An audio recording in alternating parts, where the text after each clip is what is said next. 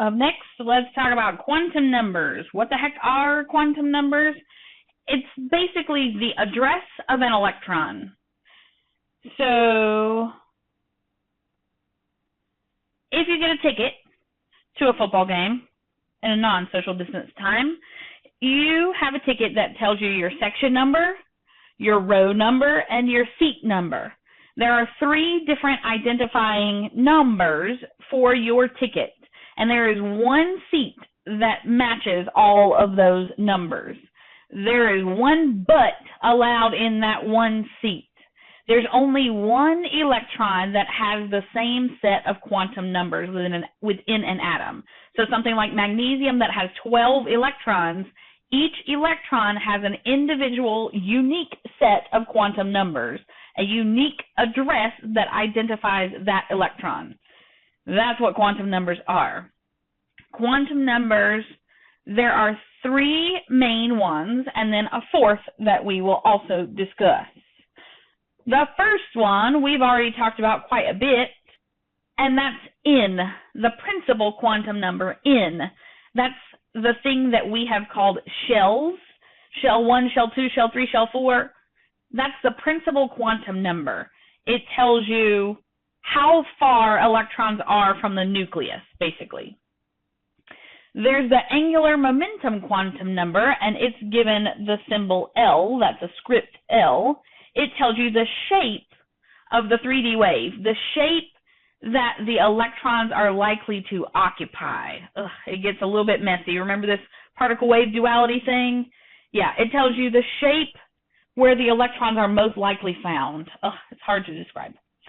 L can have the number 0, 1, 2, all the way up to n-1. What?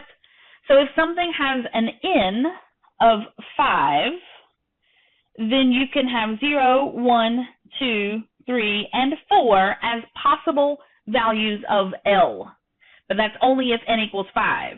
If n equals 3, you can have the values of 0, 1, or 2 for L, and that's all. These are the things that we have called subshells. I forgot that I actually put an example on here. So if n equals 3, then you can have 0, 1, or 2. That's what I actually just said out loud a moment ago.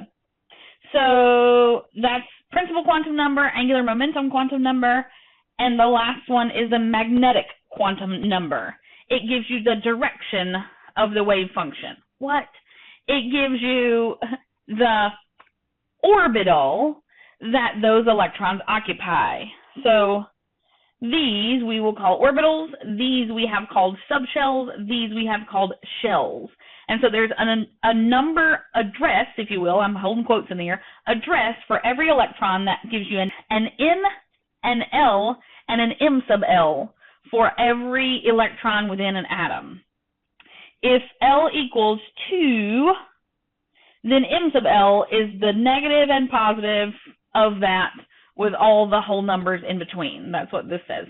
M sub L can equal L, L minus 1, L minus 2, all the way up through negative L. So if n equals 3, then L could be 0, 1, or 2. If L is 0, M sub L is also 0. If L is 1, M sub L is negative 1, 0, 1.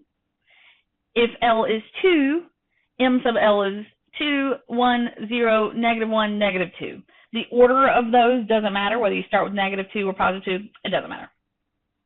Okay, so that's our 3 main ones. So we're going to introduce a 4th one in a moment. It's less complicated, I think, than these. So one of these definitions talked about the wave function. Wave function is, it gets real complicated in upper level chemistry things, but the wave function is this little pitchfork thing is a sign of the wave function. The wave function is a function of the 3 quantum numbers. The wave function tells you the probability of finding an electron in certain places at this certain address. Whew, yeah, that's the simplest I can get it for you, I think. In the principal quantum number N that has these whole numbers, it tells you how far your electrons are found from the nucleus. a nucleus is the dense central core of an atom, and then the electrons are found in a sphere around that central core. When those electrons are in a sort of circular pattern, that's what we call our S subshells. We'll get there. But the 1s subshell, that's principal quantum number 1, the 1s shell, subshell, is a certain distance from the nucleus. That's n equals 1, principal quantum number n equals 1. The 2s is further from the nucleus because the principal quantum number is higher. The 3s is even further from the nucleus because the principal quantum number is higher. This kind of concept we've talked about most throughout everything we've been discussing so far this unit. The shape of the wave function is given by the angular momentum quantum number. It takes on the values relative to your principal quantum number, but there's a code. If n equals 1, then L can only ever equal 0. So 0, L equaling 0, is our code to mean we're talking about an S orbital. Unfortunately, I animated this in a strange order. It's going to get there. When n equals 2, L can be 0 or 1, so we're talking about either an S subshell or a P subshell. When n equals 3, we're talking about an S or a P or a D. And we're talking about n equals 4, S or P or D or F. So L equals 0, we're talking about an S orbital. Anytime L equals 0, that's an S orbital. Anytime L equals 1, that's a P orbital. Anytime L equals 2, that's a D. And L equals 3, that's an F. So you can only get to an F orbital when you get up to n equals 4 and beyond, right? Yeah. The L number, the L quantum number, tells you the shape of the electron cloud, the volume of space that the electron occupies. We've seen that S orbitals are spherical shapes like this. P orbitals are often called dumbbells. Why dumbbells? I don't know. I need to spell it properly. Dumbbells. That's this two-lobed thing down here. There's a node in the middle. There's a p orbital that goes along the x-axis, a p orbital that goes along the y-axis, and a p orbital that goes along the z-axis. Do you remember me saying that there are 3 p orbitals? Yeah, that's because they go along those 3 axes. D orbitals, there are 5 of them. We haven't talked about orbitals yet, I know, but I'm telling you what the shape of these things look like because L tells you about the shape. When it's a D, it can look like any of these 5 combinations. And those 5 combinations are all found around the central nucleus, and because they're all combined in this way, it gives it that spherical shape. So S itself is a sphere, but when you combine all 3 p orbitals, it gives it a spherical type shape. When you combine all 5 d orbitals, it gives it a spherical type shape. When you combine all 7 f orbitals, it gives it a spherical type shape. So all of these things are found in spheres. Okay. That's principal quantum number and angular momentum quantum number. And finally, magnetic quantum number, M sub L. M sub L, remember, depends on L. That's why that little subscript is there to help you remember. It goes from negative L to positive L and all whole numbers in between. So if L equals 1, we're talking about a p orbital because that's what L equals 1 means. M sub L could be these 3 numbers. Remember, we said M sub L, that's orbitals. So when M sub L has 3 possible values, that's where we get that there are 3 little shelves that are all p orbital shelves. If L equals 2, we have 5 values for M sub L. So that's where we get the 5 little shelves that we call orbitals. If L equals 3, I didn't put this on here, that's an f orbital. So that's M sub L can equal negative 3, negative 2, negative 1, 0, 1, 2, 3. There are 7 orbitals. 1, 2, 3, 4, 5, 6, 7. Yeah, 7 orbitals in an F subshell. It tells you the orientation of the orbital in space. That's what the orbitals are. Okay. So we said there are 4 quantum numbers, and we've talked about these 3 in probably confusing detail so far, I know, but I do think it gets more clear in a bit. Hold on. The last one is related to spin. So if you take a sample, some sort of element sample, and you heat it to the gas phase and send it through a magnet, that beam that you send through the magnet sometimes gets deflected upwards away from your original path and sometimes gets deflected downward away from your original path. The magnet affects the stream of stuff coming through. Oh, yeah.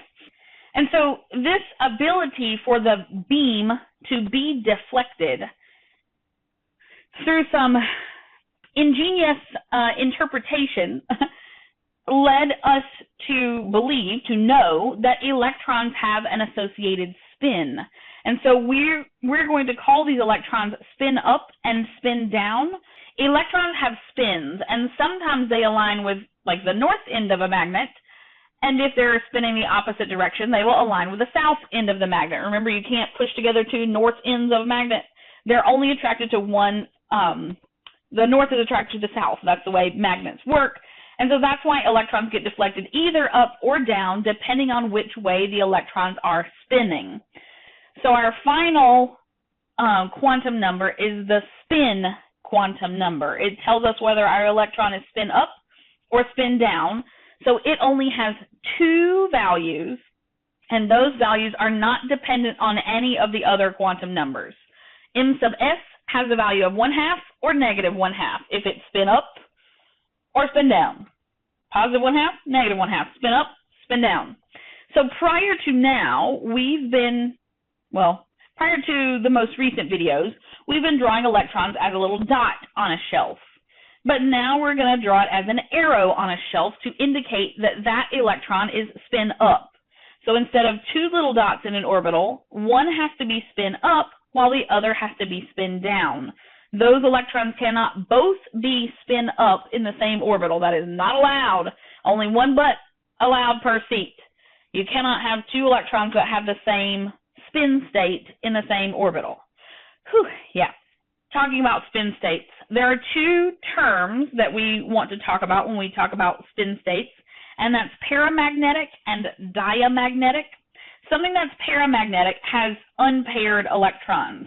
So something that has this sort of configuration, 2p2 is actually carbon, but something that has any number of unpaired electrons, that's called paramagnetic.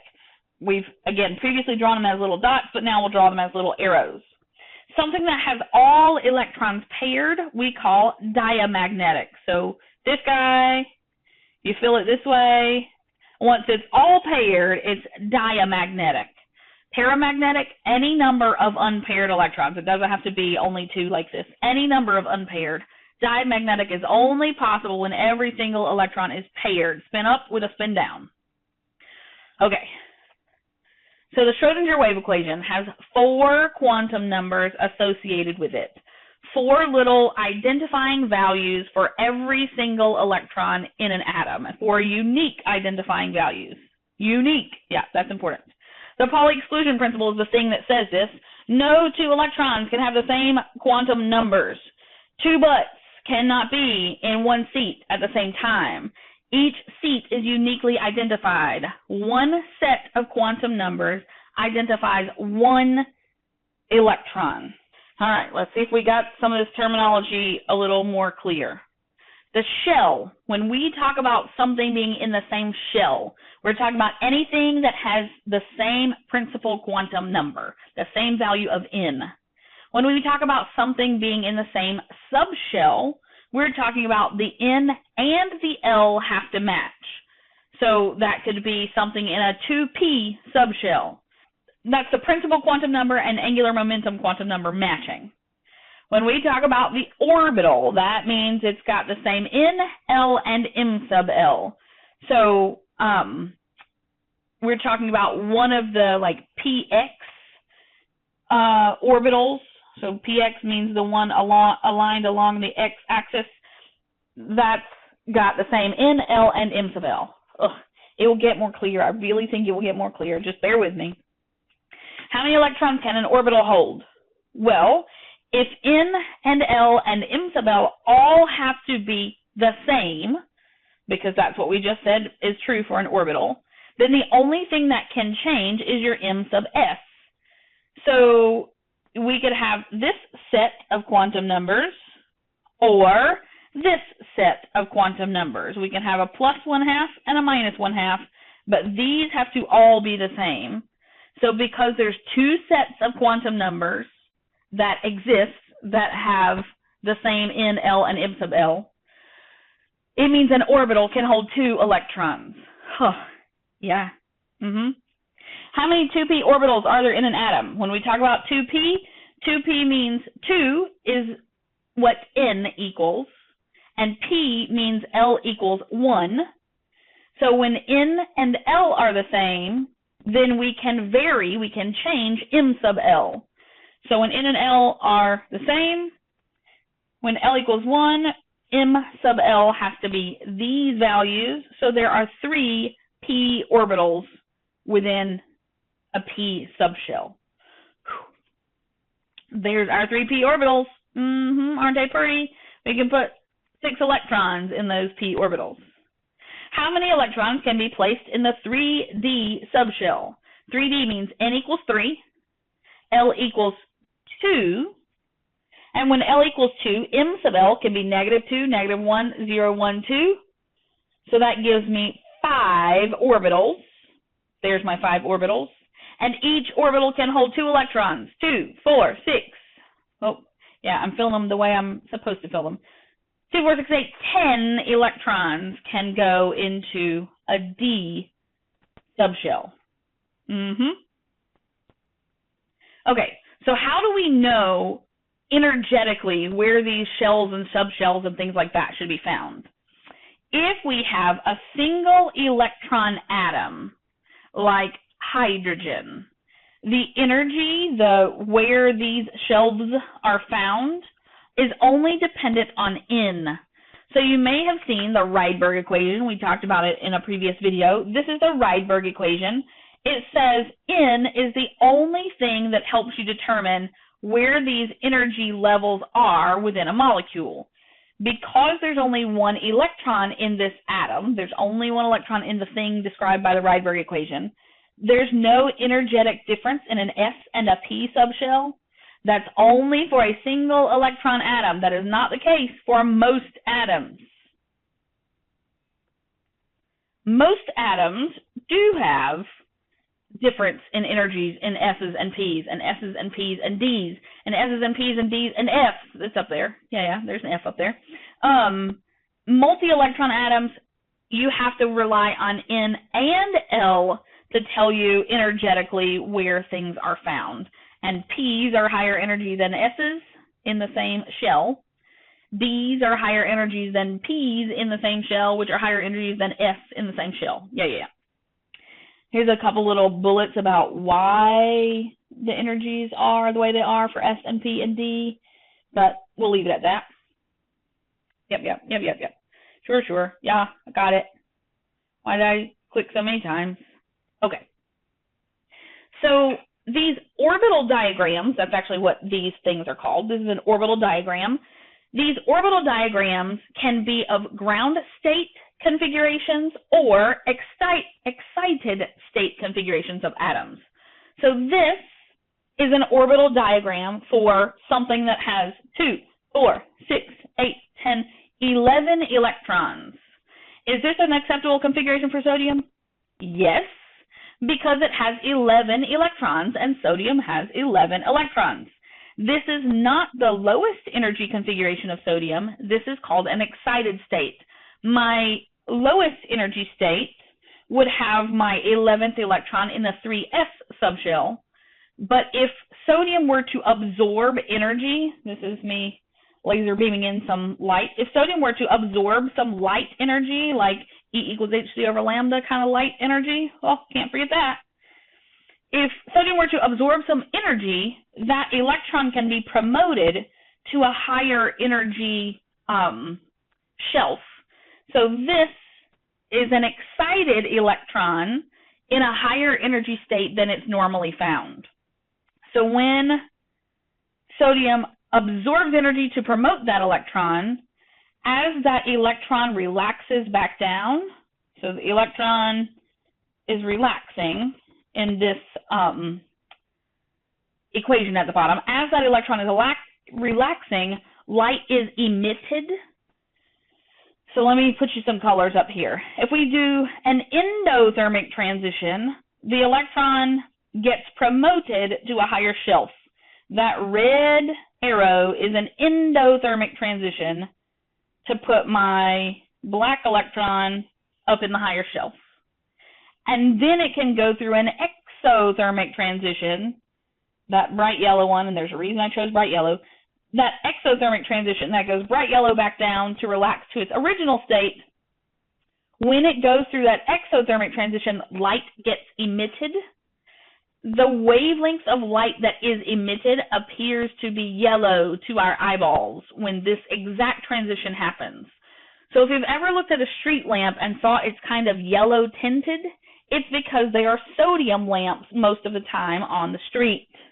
Interesting, cool stuff, yeah? Let's be done.